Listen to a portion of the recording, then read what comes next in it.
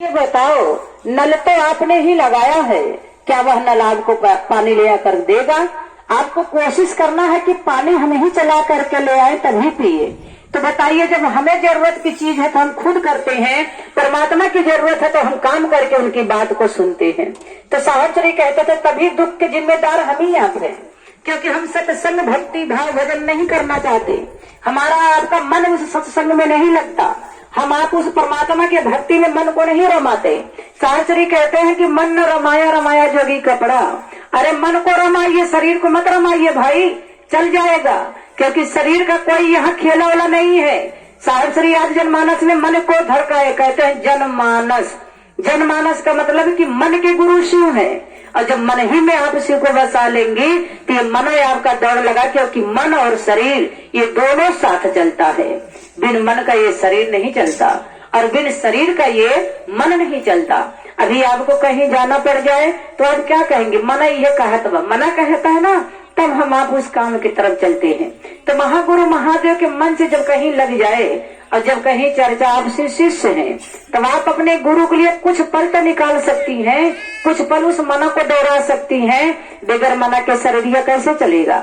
आप घर का काम करके शिव चर्चा सुन रही हैं, तो सोचिए हम आप अपने गुरु से बेईमानी कर रहे हैं।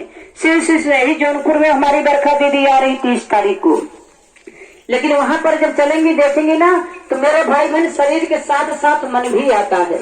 और वहां देखेंगे शिष्य परिवार का जमावटा, एहसास होगा कि साहब ने जो बगिया लगाया है क्या रंगाया है इसमें। साहब श्री हरिंद्रानंद जी माँ ने जो यह फूल को फुलाया है, वहाँ आपको पता चले कितनी फुलवारियां साहब दीदी माँ ने सींचा है। साहब दीदी माँ ने कहा कि भैया आपका शिष्य होना यही मेरे लिए सबसे बड़ा कीमती खजाना है।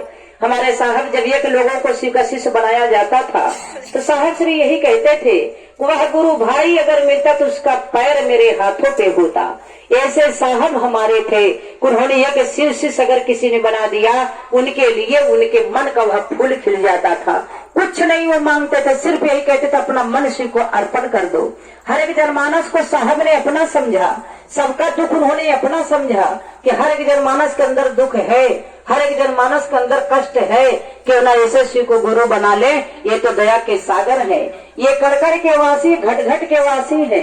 मेरे भाई बहन ये पल भर में दया करते हैं, हर पल दया करते हैं। महसूस करिए, आपका मन अगर कहता है कि नहीं सच में गुरु दया करते हैं, तो इससे बड़ा और कोई दवा हो ही नहीं सकता, इनसे बड़ा कोई दुआ हो ही नहीं सकता।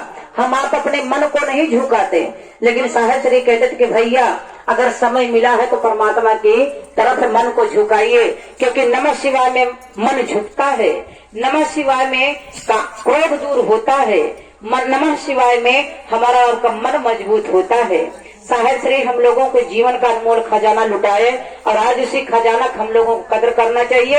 या 3 सीढ़ियां जो मिली है, पैर उठा करके चढ़ना, उस छत का हमें आपको चलना है, जहां साहब श्री और दीदी माँ ने हम लोगों को इंतजार कर रहे हैं कि हर कोई व्यक्ति, हर कोई गुरु भाई शिव को अपना गुरु बनाए, और अपने गुरु को अपना समझ करके अपने जीवन को शिव भाव में बिताने का कोशिश करे। जीवन यही बीत रहा है, क्या लेकर के हम आप आए हैं और क्या लेकर के यहाँ से जाएंगे?